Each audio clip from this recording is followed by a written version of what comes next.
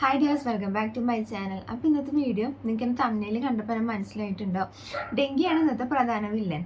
അപ്പോൾ ഞാൻ എന്തെന്ന് പറയണതെന്ന് വെച്ചാൽ ഞാൻ ഞാൻ 2-3 ആഴ്ച ഞാൻ വീഡിയോസൊക്കെ ഇട്ടിട്ട് അപ്പം ഞാൻ നിങ്ങളോട് പറഞ്ഞിട്ടുണ്ടല്ലോ ഞാൻ നേഴ്സിംഗ് ഞാൻ പഠിക്കണേന്ന്. അപ്പോൾ ശനിയാഴ്ച വരെ സാറ്റർഡേ വരെ ഞങ്ങൾക്ക് ക്ലാസ് ഉണ്ട്. അപ്പോൾ ഞാൻ സാറ്റർഡേ ക്ലാസ്സൊക്കെ കഴിഞ്ഞ് വീട്ടിലേക്ക് വന്നപ്പം എനിക്ക് വലിയ കുഴപ്പമൊന്നും ഉണ്ടായിരുന്നില്ല. എന്നിട്ട് കുളിച്ചൊക്കെ കഴിഞ്ഞ് എന്നിട്ടൊരു സന്ധ്യ ആയപ്പം എനിക്ക് ചെറിയൊരു ചൂട് എന്താ ഫീൽ ചെയ്ത് തുടങ്ങി. അപ്പോൾ ഞാൻ അമ്മയോട് പറഞ്ഞു, അമ്മ തൊട്ട് വയ്ക്കുമ്പോൾ പറഞ്ഞു ചെറിയൊരു ചൂട് എന്താ പോലെ ഉണ്ട്, നമുക്ക് നോക്കാമെന്ന് പറഞ്ഞു. അപ്പോൾ ഞാൻ അന്ന് തന്നെ പാരസെറ്റമോളും കഴിച്ചു. അടുത്ത ദിവസം അതുപോലെ തന്നെ എനിക്ക് പനി സാധാരണ അങ്ങനെ വരാറില്ല. വന്നു കഴിഞ്ഞാലും എനിക്കിപ്പം 2 രാത്രി 2 പകൽ, അതാണ് അതിൻ്റെ കണക്ക്. അപ്പം അങ്ങനെയാണെന്ന് വെച്ച് സാറ്റർഡേ സൺഡേ മൺഡേ വരെ നോക്കിയിട്ടും എനിക്ക് പനി അത്ര കുറവില്ല. പിന്നെ വിചാരിച്ച് വൈറൽ ഫീവറൊക്കെ ഇപ്പം ഉണ്ടല്ലോ, അപ്പം അതുമെല്ലാം ഒന്ന് വിചാരിച്ചു. എന്നിട്ട് അടുത്ത ദിവസമായപ്പോഴും എനിക്ക് അത്ര പനി അങ്ങനെ വിട്ടുപോണില്ല. അപ്പോൾ അത് കണ്ടപ്പം ഞാൻ വിചാരിച്ചു ഡോക്ടറെ കൊണ്ട് കാണിക്കുക, എന്തായാലും വെച്ചിരിക്കേണ്ട, ഇത്രയും ദിവസം ആയില്ല, അപ്പോൾ വെച്ചിരിക്കേണ്ടെന്ന് വിചാരിച്ചു. ഡോക്ടർ കൊണ്ട് കാട്ടിയപ്പം ആദ്യം എൻ്റെ ബി പി ചെക്ക് ചെയ്തപ്പോൾ എനിക്ക് ബി പി നല്ല ലോ ആയിരുന്നു. അത് കഴിഞ്ഞപ്പം ആളെന്നെ പറഞ്ഞു ബ്ലഡ് യൂറിൻ എന്തായാലും ടെസ്റ്റ് ചെയ്ത് നോക്കാം. അപ്പോൾ അത് ടെസ്റ്റ് ചെയ്ത് നോക്കിയപ്പോൾ എനിക്ക് ബ്ലഡിൻ്റെ കൗണ്ട് എനിക്ക് നല്ല പോലെ കുറവായിരുന്നു. പിന്നെ അതുപോലെ തന്നെ യൂറിനിൽ എനിക്ക് പസ്സും ഉണ്ടായിരുന്നു. വെള്ളം അങ്ങനെ കുടിക്കാത്തതുകൊണ്ട് യൂറിനിൽ എനിക്ക് പസ്സും ഉണ്ടായിരുന്നു. അതെന്താണെന്ന് വെച്ചാൽ യൂറിനറി ഇൻഫെക്ഷൻ ആട്ടാ. അപ്പം എൻ്റെ ബ്ലഡ് റിപ്പോർട്ട് നോക്കിയപ്പം അതിനകത്ത് എനിക്ക് കൗണ്ട് നല്ല കുറവായിരുന്നു. അപ്പം ഡോക്ടർ എൻ്റെ കൗണ്ട് കണ്ടിട്ട് പറഞ്ഞു ഇങ്ങനെ കൗണ്ട് കുറയുകയാണെങ്കിൽ ഡെങ്കു വരാനുള്ള ചാൻസ് ഉണ്ട്. അപ്പം എനിക്ക് ഫസ്റ്റത്തെ ബ്ലഡ് റിപ്പോർട്ട് കണ്ടപ്പോൾ എനിക്ക് കുറച്ച് മെഡിസിൻസ് തന്നിട്ടുണ്ടായിരുന്നു. അപ്പം അത് നോക്കി 2 ദിവസം കഴിഞ്ഞിട്ട് നോക്കാം, 2 ദിവസം കഴിച്ചിട്ട് വരാൻ പറഞ്ഞു. പക്ഷെ അത്രയൊന്നും വെയിറ്റ് ചെയ്തില്ല. അടുത്ത ദിവസം തന്നെ ഡോക്ടറോട് ചെന്ന് പറഞ്ഞു ഡെങ്കുവിൻ്റെ ടെസ്റ്റ് എന്തായാലും ചെയ്യാമെന്ന്. ടെസ്റ്റ് ചെയ്ത് നോക്കിയപ്പോൾ എനിക്ക് പോസിറ്റീവ് ആയിരുന്നു ഉണ്ടായിരുന്നത്. അപ്പം ഞാനിത് എന്താ പറയണേന്ന് വെച്ച് കഴിഞ്ഞാൽ, ഇപ്പം നമുക്കിപ്പോൾ പനി വന്നു കഴിഞ്ഞാൽ ആരും അങ്ങനെ ശ്രദ്ധിക്കാറില്ല എന്ന് വെച്ചാൽ നമ്മൾ ആരും പോയി ടെസ്റ്റ് ചെയ്യാറില്ല. നമ്മുടെ വിചാരം എന്ന് വെച്ചാൽ നമുക്ക് ഡെങ്കു അതുപോലത്തെ പനികളൊന്നും വരില്ല എന്നാണ് നമ്മുടെ വിചാരം. പക്ഷെ നമ്മുടെ ചുറ്റുവട്ടത്തുണ്ടെങ്കിലും നമ്മൾ അതും ശ്രദ്ധിക്കാറില്ല. നമ്മൾ പാരസെറ്റമോൾ അതുപോലത്തെ ഡോളം മെഡിസിൻസ് അത് നമ്മൾ കഴിച്ചിരിക്കും. പിന്നെ അത് 2 ദിവസം കഴിയുമ്പോൾ മാറാത്തപ്പോഴാണ് നമ്മൾ ഈ പനി എന്തുകൊണ്ടാണ് നമുക്ക് വന്നതെന്ന് നമ്മൾ പിന്നെയാണ് ചിന്തിക്കുള്ളൂ. അപ്പോഴേക്കും ഈ പനി നമുക്ക് കോംപ്ലിക്കേറ്റഡ് ആയിട്ടുണ്ടാവും. അപ്പോൾ എൻ്റെ ഒരു അനുഭവത്തിൽ നിന്ന് ഞാൻ പറയണേ, ഞാനും ഇതുപോലെ വെച്ചിരുന്നു. സാധാ പനിയാവുമെന്ന് വെച്ചിട്ട് എനിക്ക് അതിൻ്റെ കൂടെ വെള്ളം എനിക്ക് ടേസ്റ്റ് ഉണ്ടാവില്ലല്ലോ നമുക്ക് പനി വരുമ്പോൾ. അപ്പോൾ അതുകൊണ്ട് എനിക്ക് വെള്ളം കുടിക്കാനും വലിയ മടുപ്പായിരുന്നു. അപ്പോൾ എനിക്ക് യൂറിനറി ഇൻഫെക്ഷൻ അതിൻ്റെ കൂടെ തന്നെ വന്നു. അപ്പം അതിൻ്റെ പ്രോബ്ലംസ് ഉണ്ട്, അതുപോലെ തന്നെ ഡെങ്കുവിൻ്റെ പ്രോബ്ലംസ്. എനിക്ക് 2 കൂടി ഒരുമിച്ചായിരുന്നു എനിക്ക് ഈ ഒരു ടൈമിൽ ഉണ്ടായിരുന്നത്. 2 കൂടി വന്നപ്പോൾ ഞാൻ ആകെ ഫുള്ളായിട്ട് അങ്ങ് ഡൗൺ ആയി. പിന്നെ എന്ന് പറയുമ്പോൾ എനിക്ക് ഡോക്ടർ എനിക്ക് മെഡിസിൻസ് ഒക്കെ തന്നിട്ടുണ്ടായിരുന്നു. വൈറ്റമിൻ്റെ മെഡിസിൻസ്, പിന്നെ ഇൻഫെക്ഷൻ മാറാനുള്ള മെഡിസിന്, പാരസെറ്റമോൾ, ഇതൊക്കെ എനിക്ക് തന്നിട്ടുണ്ടായിരുന്നു.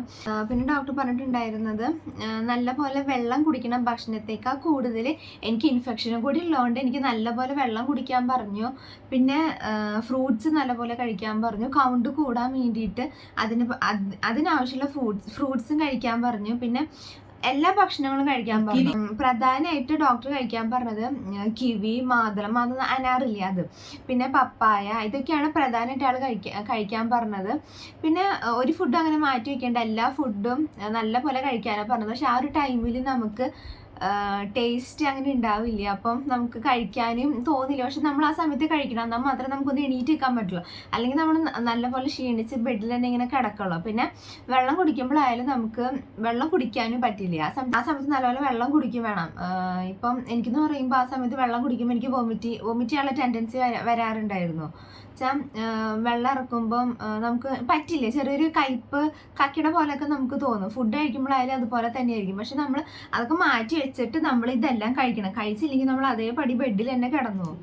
പിന്നെ പ്രധാനമായിട്ട് നമ്മുടെ ബ്ലഡിൻ്റെ കൗണ്ട് കൂടാനായിട്ട് നമ്മൾ ചെയ്യേണ്ടതെന്ന് വെച്ചാൽ ഡോക്ടർ പറഞ്ഞു തന്നാട്ടാ, പപ്പായയുടെ തളിരിൽ നമ്മൾ അരച്ചിട്ട് അതിൻ്റെ നീര് ഒരു 3-4 തുള്ളി വീതം രാവിലെയും വൈകിട്ടും കുടിക്കുകയാണെങ്കിൽ നമ്മുടെ ബ്ലഡിൻ്റെ കൗണ്ട് നല്ലപോലെ കൂടും.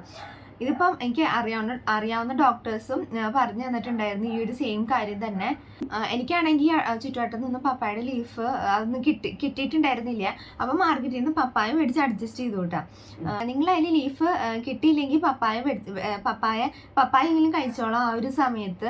നമ്മൾ പ്രധാനമായിട്ട് ഇതിന് ചെയ്യേണ്ടത് എന്താണെന്ന് വെച്ചാൽ വെള്ളം ധാരാളം കുടിക്കുക. എന്നാൽ ഫുഡ് ഒഴിവാക്കാനല്ല, അതുപോലെ ഫുഡും കഴിക്കണം. രണ്ടും കൂടി ഒരുമിച്ച് കൊണ്ടുപോയാൽ മാത്രമേ നമുക്കൊന്ന് എണീറ്റ് നിൽക്കാനും അതുപോലെ എന്തെങ്കിലും ചെയ്യാൻ നമുക്ക് പറ്റുള്ളൂ.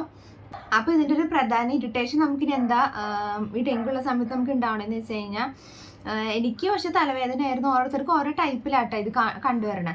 എനിക്ക് നല്ല തലവേദനയായിരുന്നു, അതുപോലെ തന്നെ കാല് കഴപ്പ്, ഇത് രണ്ടുമായിരുന്നു എനിക്ക് മെയിനായിട്ട് ഉണ്ടായിരുന്നത്. എനിക്കെന്ന് പറയുമ്പം തലവേദന എന്ന് പറയുമ്പോൾ നല്ല തലവേദനയായിരുന്നു. എനിക്ക് പണ്ടൊക്കെ ആണെങ്കിൽ തലവേദനയ്ക്ക് വിക്സ് തേച്ച് അത് പെട്ടെന്ന് മാറും. എനിക്കിത് വിക്സ് തേച്ചിട്ടും ടൈഗർ ബാം തേച്ചിട്ട് ഒന്നും മാറുണ്ടായിരുന്നില്ല. ഞാനാണെങ്കിൽ ആക്സോയിൽ എടുത്ത് കോരി ഒഴിക്കായിരുന്നു തലയിൽ. അത്രയും തലവേദനയായിരുന്നു. നമുക്കൊന്നും കിടന്ന് ഉറങ്ങാൻ കൂടി ആ ഒരു സമയത്ത് നമുക്ക് പറ്റില്ല. ഈ വേദന കണ്ടാലും പേടിക്കേണ്ട ആവശ്യമൊന്നുമില്ല. നമുക്ക് ഈ കൗണ്ട് കൂടുന്നതനുസരിച്ച് നമ്മുടെ പനി മാറുന്നതനുസരിച്ച് ഇത് ഓരോന്നായിട്ട് നമുക്ക് മാറി വന്നോളും. പിന്നെ പറയുകയാണെങ്കിൽ എനിക്ക് ഇപ്പോഴെൻ്റെ ഇത് എല്ലാം ഇപ്പം എനിക്ക് നെഗറ്റീവായി. എന്നാലും ഇപ്പം എനിക്കിപ്പോൾ ക്ലാസ് ഉണ്ടല്ലോ, അതുപോലെ ഡ്യൂട്ടി ഉണ്ട്. അപ്പം അത് കഴിഞ്ഞ് വന്ന് കഴിയുമ്പോൾ എനിക്ക് ചെറിയൊരു തലവേദന, അത്രയ്ക്ക് ഓവറായിട്ടില്ല, ചെറിയൊരു തലവേദന എനിക്ക് വരാറുണ്ട്. കുറച്ച് ദിവസം നമ്മൾ ഇതുപോലത്തെ ഓരോന്ന് നമ്മളിങ്ങനെ അനുഭവിക്കേണ്ടി വരും. പിന്നെ പതിയെ അതും മാറും. പിന്നെ നമ്മൾ പഴയ ലൈഫിലേക്ക് നമ്മൾ എത്തും. അപ്പം ഡെങ്കു ആണെങ്കിൽ ഇപ്പം എല്ലാ സ്ഥലത്തും ഉണ്ട്. അപ്പം നിങ്ങൾ ഇപ്പം തന്നെ കെയർ എടുക്കുക. വീട്ടിൽ നെറ്റ്, അതുപോലെ തന്നെ കുന്തിരിക്ക, അതുപോലെയൊക്കെ സാധനങ്ങളൊക്കെ വീട്ടിൽ പുകയ്ക്കുക. അതൊക്കെ ചെയ്യുമ്പോൾ മാത്രമാണ് നമുക്ക് ഡെങ്കു അതുപോലെ തന്നെ നമ്മൾ പ്രിവെൻറ്റ് ചെയ്യാൻ പറ്റുള്ളൂ. അപ്പം ഞാനാണെങ്കിൽ ഇതുപോലെ ഇങ്ങനെ കെയറൊന്നും ചെയ്യാറുണ്ടായിരുന്നില്ല. എനിക്ക് ഡെങ്കു വരില്ല എന്നുള്ളൊരു വിശ്വാസമായിരുന്നു എനിക്ക്. പക്ഷേ അത് മാറിക്കിട്ടി എനിക്കിപ്പം. അതുപോലെ തന്നെ നിങ്ങൾ കെയർ ചെയ്യുക. വാതിൽ ജനലൊക്കെ അടച്ചിടുക. കൊതുകിൻ്റെ നെറ്റ്, കൊതുകിന് കളയാനുള്ള ഓരോ കാര്യങ്ങൾ ഇങ്ങനെ ചെയ്യാം. പിന്നെ വന്നാൽ വലിയ പേടിക്കേണ്ട ആവശ്യമൊന്നുമില്ല. ഈ പറയുന്ന കാര്യങ്ങളൊക്കെ ചെയ്താലും മതി. പെട്ടെന്ന് തന്നെ നമുക്ക് മാറാൻ പറ്റും. ഡെങ്കു നമുക്ക് മാറ്റാൻ പറ്റും. അതുകൊണ്ട് നിങ്ങൾ നല്ലോണം വെള്ളം കുടിക്കുക, ഫ്രൂട്ട്സ് കഴിക്കുക. അതൊക്കെയായിട്ട് ഇതിനെ നമ്മൾ മെയിനായിട്ട് ചെയ്യേണ്ട കുറച്ച് കാര്യങ്ങൾ. റെസ്റ്റ് എടുക്കുക ഡെങ്കു വരുമ്പം. ഇതൊക്കെയുള്ളൂ ഇതിനെ നമ്മൾ മെയിനായിട്ട് ചെയ്യാനായിട്ട്. അപ്പോൾ നിങ്ങൾക്ക് എല്ലാവർക്കും എൻ്റെ ഈ കുഞ്ഞൊരു വീഡിയോ യൂസ്ഫുൾ ആയെന്ന് വിചാരിക്കണം. നിങ്ങൾക്ക് യൂസ്ഫുൾ ആയെങ്കിൽ എൻ്റെ ചാനലൊന്ന് ലൈക്ക് ചെയ്യാനും ഷെയർ ചെയ്യാനും അതുപോലെ സബ്സ്ക്രൈബ് ചെയ്യാനും മറക്കല്ലേ. അപ്പോൾ നമുക്ക് അടുത്ത വീഡിയോയിൽ കാണാം. അതിലൊരു ടാറ്റാ.